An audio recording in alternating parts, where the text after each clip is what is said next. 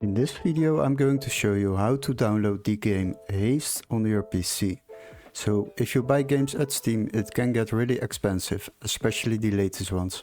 Plus downloading from random websites can lead to viruses. And nobody wants that.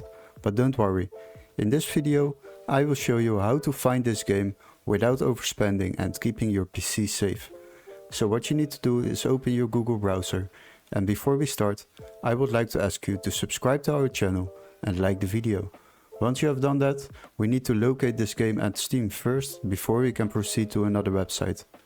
So go to the Steam website and search up the game, Haste. Now select it. After that, scroll a little bit down, and as you can see there is a free demo available at Steam, but the normal game is still €15.60. So what you need to do is go to the link in the video description and you will be redirected to this site. Then search for the same game, Haste. Click on search. After that, select games on the left side and sort by price lowest first. Now what you need to do is watch this text. This needs to be green marked. Then this game can be activated in your country. Once you have found one, select it. And as you can see, you already can buy this game for just €11.88 compared to the price of €15.60.